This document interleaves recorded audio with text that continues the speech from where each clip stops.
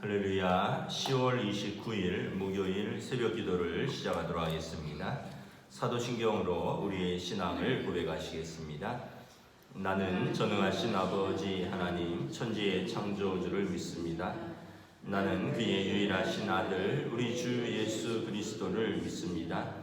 그는 성령으로 잉태되어 동정녀 마리아에게서 나시고 본디오 빌라도에게 고난을 받아 십자가에 못 박혀 죽으시고 장사된 지 사흘 만에 죽은 자 가운데서 다시 살아나셨으며 하늘에 오르시어 전능하신 아버지 하나님 우편에 앉아 계시다가 거기로부터 살아있는 자와 죽은 자를 심판하러 오십니다. 나는 성령을 믿으며 거룩한 공교회와 성도의 교제와 죄를 용서받는 것과 몸의 부활과 영생을 믿습니다. 아멘. 교동문 찬송가 272장입니다. 찬송가 272장 찬양하시겠습니다. 나갑니다.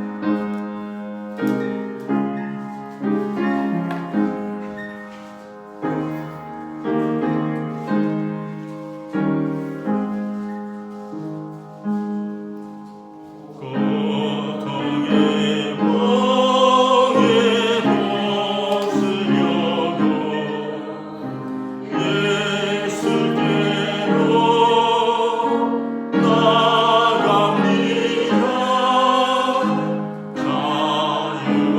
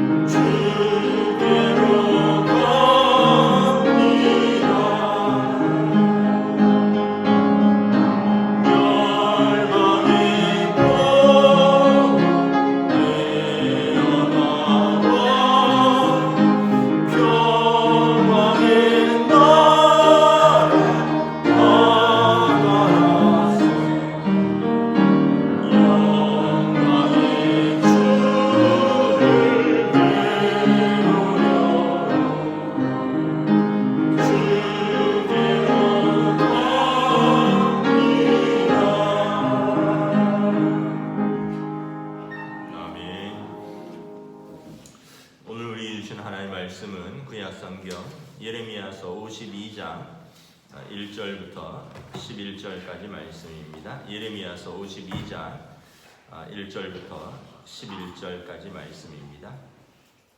다 찾으신 줄 알고 저와 여러분들이 한 절씩 교도하도록 하겠습니다. 예레미야서 52장 1절부터 11절입니다. 시드기야가 왕위에 오를 때 나이가 21세라 예루살렘에서 11년 동안 다스리니라. 그의 어머니의 이름은 하무달이라 림나인 예레미야의 딸이더라. 그가 여호야김의 모든 행위를 본받아 여호와 보시기에 악을 행하니라. 여호와께서 예루살렘과 유다에게 진노하심이 그들을 자기 앞에서 쫓아내시기까지 이르렀더라. 시드기야가 바벨론 왕을 배반하니라. 시드기야 제9년 10째 달 10째 날에 바벨론 왕 느부갓네살이 그의 모든 군대를 거느리고 예루살렘을 치러 올라와서 그 성에 대하여 진을 치고 주위에 토성을 쌓으매 그 성이 시드기야 왕 제11년까지 포위되었더라. 그의 넷째 달 9일에 성중에 기근이 심하여 그 땅 백성의 양식이 떨어졌더라. 그 성벽이 파괴되매 모든 군사가 밤중에 그 성에서 나가 두 성벽 사이 왕의 동산 견문길로 도망하여 갈대아인들이 그 성읍을 에워쌌으므로 그들이 아라바 길로 가더니 갈대아 군대가 그 왕을 뒤쫓아가서 여리고 평지에서 시드기야를 따라잡음에 왕의 모든 군대가 그를 떠나 흩어진지라. 그들이 왕을 사로잡아 그를 하맛 땅 리블라에 있는 바벨론 왕에게로 끌고 가매 그가 시드기야를 신문하니라. 바벨론 왕이 시드기야의 아들들을 그의 눈앞에서 죽이고 또 리블라에서 유다의 모든 고관들을 죽이며 함께 읽습니다. 시드기야의 두 눈을 빼고 놋사슬로 그를 결박하여 바벨론 왕이 그를 바벨론으로 끌고 가서 그가 죽는 날까지 오게 가두었더라. 아멘. 할렐루야. 네, 오늘도 새 달이 시작되었습니다. 하나님께서 오늘도 은혜와 평강 주시기를 축복합니다. 오늘 말씀은 유다의 마지막 왕 시드기야의 비참한 최후에 대해서 언급을 하고 있습니다. 시드기야는 1절에 보면 21세에 왕위에 올랐습니다. 그리고 11년 동안 다스렸습니다. 32살까지 통치를 한 것이죠. 그의 통치 9년 10월 10일 바벨론의 느부갓네살 왕이 예루살렘을 포위했습니다. 4절에 보면 제9년 10째 달 10째 날, 그러니까 그의 통치 9년 10월 10일인데 주전 BC 586년 7월 18일입니다. 바벨론 왕이 느부갓네살이 모든 군대를 거느리고 예루살렘을 치러 올라와서 성 주위에 진지를 쌓고 토성을 쌓았습니다. 그리고 약 18개월 동안 성이 포위되었습니다. 5절에 보면 성이 11년까지 포위되었습니다.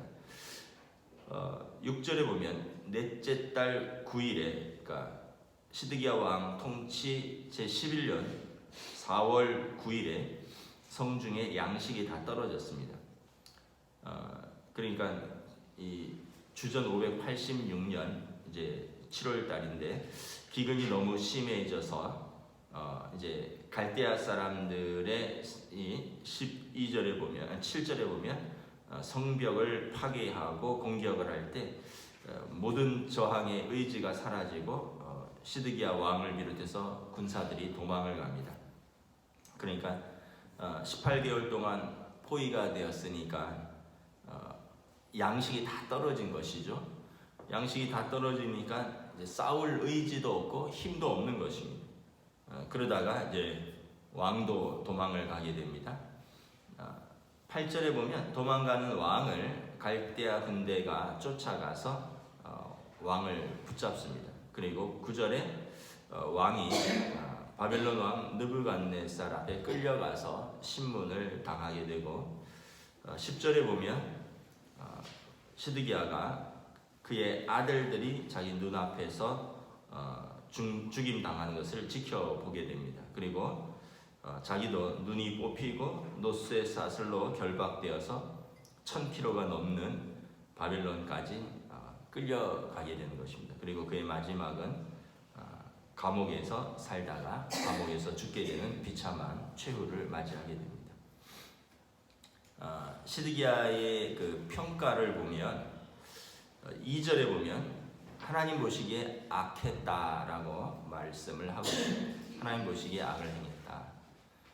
예레미야가 여러 번 경고했지만 그는 하나님 말씀을 듣지 않았습니다. 하나님 말씀에 불순종하면 하나님 앞에서 악한 것입니다. 3절에 보면 바벨론 왕 보기에도 그는 배신자였습니다. 3절에 시드기야가 바벨론 왕을 배반하니라. 시드기야가 세워지기 전에 여호야김인데 그를 바벨론 왕이 하야시키고 시드기야를 왕위에 세웠습니다. 그러니까 바벨론 그의 형제죠. 그의 형을 쫓아내고 시드기야를 왕으로 세운 것은 바벨론 왕입니다. 그런데 우리가 51장 59절에 보면 바벨론 왕 느부갓네살이 그의 속국의 왕들을 바벨론으로 불러 모아서 충성의 맹세를 받습니다. 왜냐하면 워낙 광대한 나라들, 토지들을 속국으로 두고 있다 보니까 곳곳에서 반란이 일어나니까 이제 반란을 잔인하게 진압하고 그리고 속국의 왕들을 불러 모으죠. 그래서 이제 그 시드기야도 바벨론으로 가서 바벨론 왕을 만나죠. 그때 충성의 맹세를 했습니다. 그러나 시드기야는 바벨론 왕을 배신했습니다.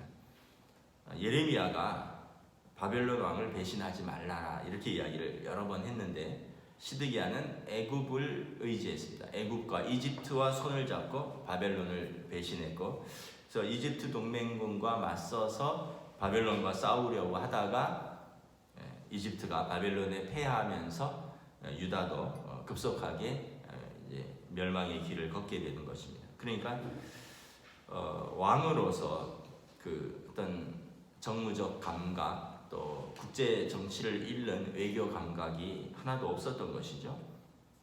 8절에 보면 신하들의 신뢰도 얻지 못했다는 것을 기억이 납니다. 8절에 보면 왕의 모든 군대가 그를 떠나 흩어진지라.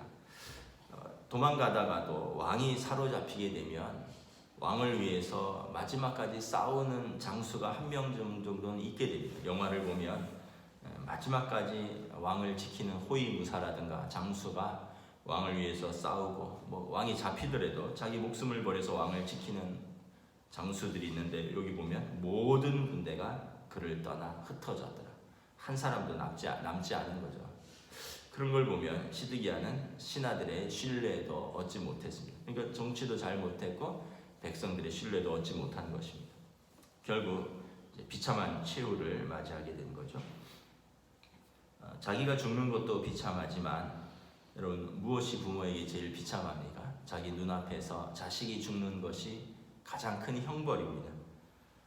시드기야가 10절에 보면 바벨론 왕 앞에서 시드기야가 그의 아들들이 눈앞에서 죽임을 당합니다.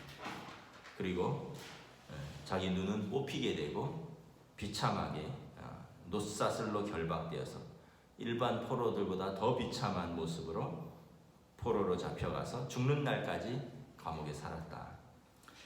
이것은 어떻게 보면 예레미야의 예언이 성취된 것입니다. 예레미야가 미리 여러 번 이야기를 했습니다. 그렇게 살면 이렇게 됩니다.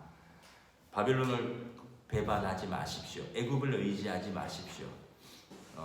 또 바벨론은 지금 하나님의 막대기다라는 이야기를 여러 번 했습니다. 바벨론을 의지하지 말고 그의 통치를 받으라. 또 여러 번 우상 숭배를 금해야 된다. 그리고 백성들을 시드기야가 압제했습니다. 자기 백성들을 노예로 삼고 아주 악한 정치를 일삼았죠. 예레미야도 진흙구덩이에 가두고, 그러니까 그렇게 하면 안 된다라고 여러 번 예레미야가 하나님의 말씀을 통해서 선포했지만 듣지 않았고 그 결과는 다 심판으로 이제 그 결과를 책임지게 되는 것입니다. 우리도 매일 크고 작은 심판을 받으면서 살고 있습니다. 예를 들면 여러분 교통신호를 어기면 벌금 스티커를 받는 것이죠. 안 걸렸다고 좋아해도 언젠가 한 번은 걸리게 되죠. 그러면 이제 그 행위에 대한 심판을 받습니다. 우리가 거짓말을 하면 그 거짓말에 대한 신뢰를 저버리고 다른 사람들로부터 마음속에 그 사람에 대한 신용이 깎이게 되는 거죠. 또 우리가 누군가를 뒤에서 험담하면 이제 그 말이 그 사람에게 들어갈 때 그 사람은 뒤에서 나를 얕잡아보고 험담하는 사람이다 이런 평가가 다 들어가서 그 사람은 거짓말하는 사람, 험담하는 사람, 자기 말에 대한 평가가 다 다른 사람들에게 이제 기억되는 것입니다. 마찬가지로 또 뭐 어떤 일터에서도 우리가 어떤 고객들을 속인다면 그러면 이제 고객들이 그 회사를 떠나게 될 것입니다. 그래서 회사의 제품을 사지 않게 될 것입니다. 개인 삶에서도 우리의 수입보다 지출이 크다면 빚을 지게 되고 멀지 않아서 파산에 이르게 될 것입니다. 내 성질대로 살면 누군가와 다투면 그 사람과 원만한 관계를 유지하기 어려워집니다. 그것도 심판입니다. 여러분 부부싸움 하면 어떻게 되죠? 그날 밥은 다 먹은 것입니다. 여러분 젊을 때 조강지처를 홀대하면 늙어서 남편이 홀대를 받게 되는 것입니다. 여러분 아이들에게 자기 성질대로 아이들을 키우면 이제 아이들이 힘이 생기면 부모를 홀대하게 되어 있는 것입니다. 무엇보다 가장 큰 심판은 무엇이냐? 하나님 앞에 섰을 때 예수 그리스도의 십자가의 속량의 은혜를 얻지 못하면 우리는 공의로우신 재판장 앞에서 우리 죄대로 심판을 받을 것입니다. 하나님의 공의로우신 재판장 앞에 우리의 모든 행위가 낱낱이 기록되어 있는데 그때 여러분 예수 그리스도가 우리를 위하여 죽으신 그 십자가의 은혜를 우리가 믿지 못하고 나는 내 의로 살았습니다 라고 하나님 앞에 섰을 때 너의 의를 한번 점검해 보자 하나님께서 일일이 따지신다면 우리는 그 죄대로 심판을 받을 수밖에 없습니다. 그러나 우리는 우리의 의가 아니라 하나님의 의를 믿고 살았습니다. 우리는 부족하고 우리는 죄인이지만 하나님의 의를 믿었습니다. 하나님의 아들을 믿는 자는 구원을 얻는다 하지 않았습니까? 이것이 값없이 주시는 은혜라고 하지 않았습니까? 예수님이 그래서 나 때문에 십자가에 죽으신 것 아닙니까? 그래서 내가 이 믿음으로 살았습니다. 그래서 하나님의 의로 살았습니다. 성경 말씀을 근거로 여러분 하나님의 말씀을 근거로 하나님 앞에 설 수 있어야 되는 것입니다. 나는 그런 거 잘 모르겠다. 나는 내 힘 믿고 산다. 난 내 돈으로 산다. 나는 내 자존심으로 산다. 하나님 앞에 섰을 때 그때 우리를 내 자존심, 내 지식, 내 경험, 내 돈이 나를 구원해 줄 수 있는가? 나를 심판으로부터 면제해 주는가? 아니면 하나님의 의로 사는 것이 여러분 하나님 앞에서 우리 죄를 용서받고 하나님의 자녀로 용납되어지는가? 여러분 무엇을 붙들어야 되겠습니까? 하나님의 말씀을 믿어야 되겠습니까? 아니면 나를 믿어야 되겠습니까? 나의 의를 믿을 것입니까? 하나님의 말씀을 믿어야 되겠습니까?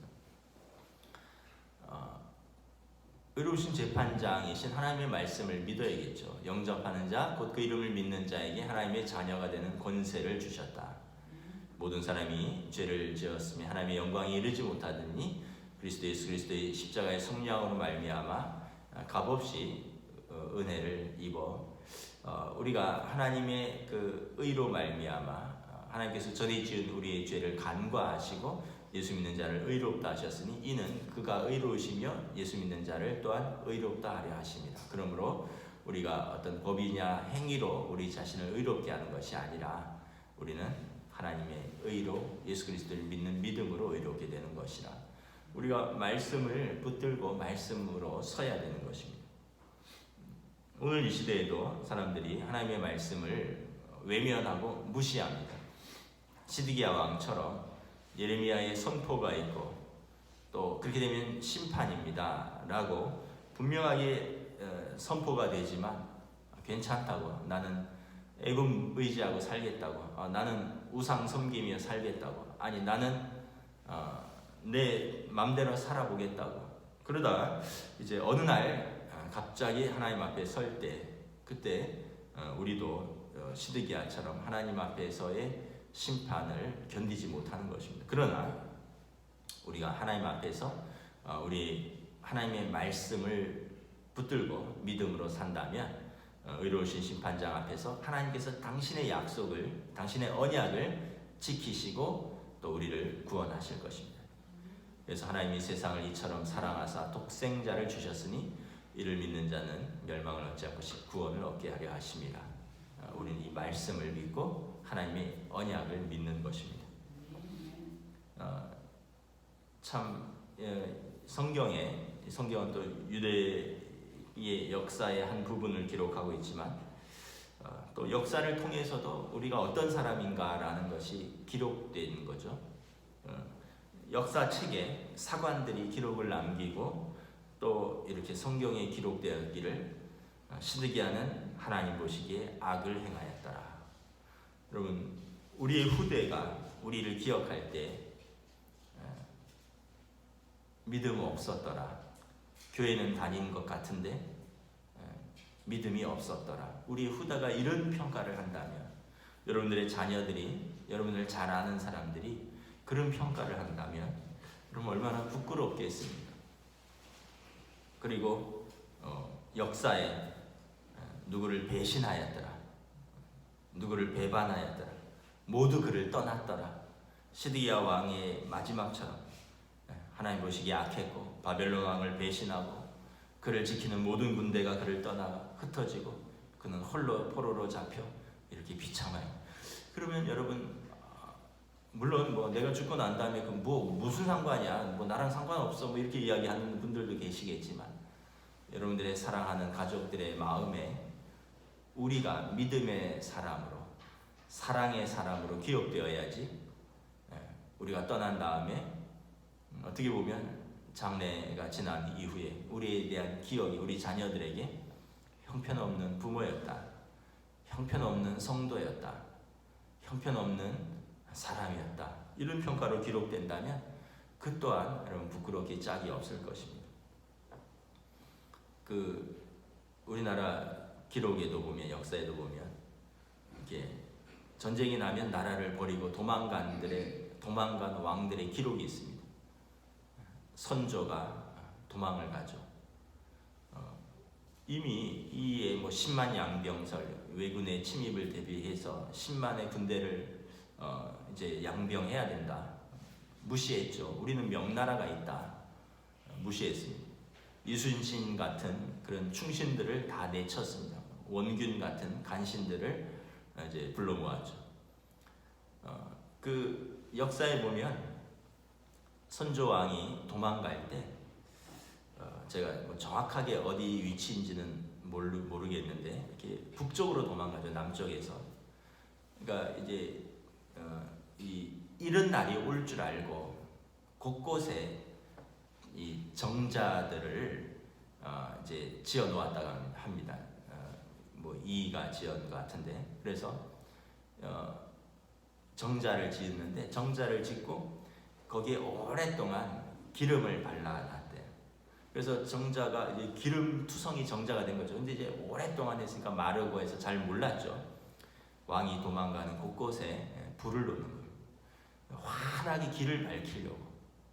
그러니까 나라의 앞날을 바라보는 신하는 군대를 양병하라고 조언하고, 그걸 안 하니까 이제 왕이 도망가는 날이 오겠구나 생각해서 왕이 도망가는 뭐 명나라 쪽으로 도망가겠죠. 그러니까 북쪽 가는 곳곳에 정자를 지어놓고 그곳에 기름을 잔뜩 먹여놓고 나무에 왕이 도망갈 때 밝은 그래서 길을 좀 잘 밝게 도망가라고 거기다 그렇게 정자를 지어놓고 불을 놓고, 그런 신하들이 있는가 하는 반면에 제일 먼저 선조는 도망갔습니다. 인조도 마찬가지죠. 병자호란 때 우왕좌왕하다가 강화도로 갈까 하다가 강화도도 막히고 남한산성으로 도망가. 뭐 근대사에서도 마찬가지입니다. 전쟁이 일어나니까 한강 다리 끊어놓고 자기는 먼저 남쪽으로 가기도 하는 사람도 있었고. 그러니까 우리가 이런 역사들을 보면 다 기록에 남아 있습니다. 왕은 궁궐에 마지막까지 남아서 싸우다 전사해야죠. 제일 먼저 도망가서 되겠습니까? 선조에 대해서 제일 좀 웃기면서도 슬픈 기록이 뭡니까? 도루묵이잖아요. 도루묵.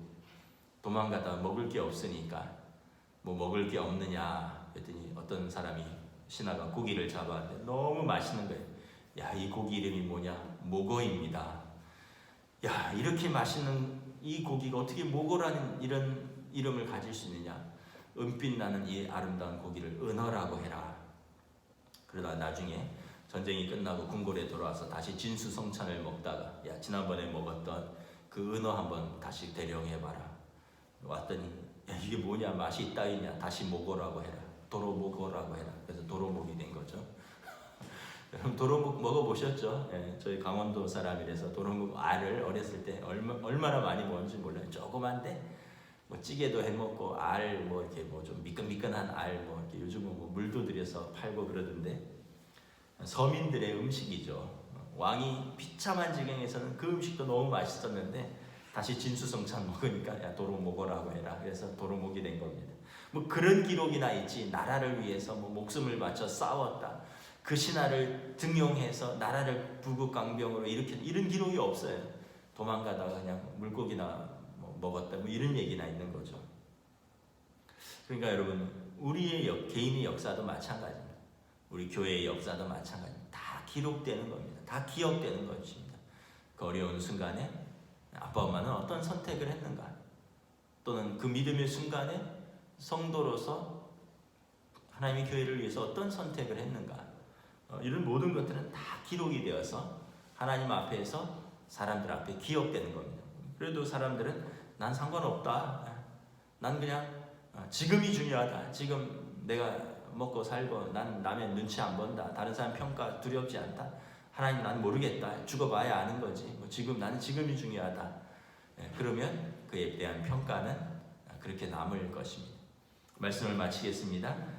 우리는 하나님과 사람들 앞에서 평가를 받는다는 사실을 기억하고 작은 것 하나하나, 작은 선택 하나하나, 우리의 말과 또 행동, 선택 모든 것에서 믿음의 삶을 사시기를 주님의 이름으로 축복합니다.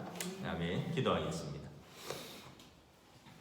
주님의 은혜를 감사합니다. 유다의 시드기야 왕의 마지막을 상세하게 기록하고 있습니다. 그가 몇 살의 왕이 되어 몇째 해에 바벨론 왕을 배반하고 그 어느 때 군대가 포위되었고 어느 때 성이 무너졌고 어떤 상황에서 포로로 잡혔고 어떤 상황에서 그가 최후를 맞이했는가? 그에 대한 하나님의 평가는 무엇이며 그에 대한 사람들의 평가는 어떠했는가가 성경에 짧지만 자세히 기록되어 있습니다. 그러한 지도자, 그러한 왕이 우리 왕이었다면 그 나라는 멸망하는 나라라는 것을 역사가 또한 보여주고 있습니다. 우리 또한 우리의 삶에서 작은 것 하나, 우리의 말 하나, 또 우리의 성품, 또 우리의 행동, 그때는 우리가 뒤의 결과를 예측하지 못하고 나에게 이익이 되는 대로 또 내가 하고 싶은 대로 하지만 이것들이 쌓여서 우리의 역사가 되고 이것들이 쌓여서 우리의 평판이 되고 이것들이 쌓여서 하나님 앞에 섰을 때 우리가 어떤 사람으로 하나님의 평가를 받는가.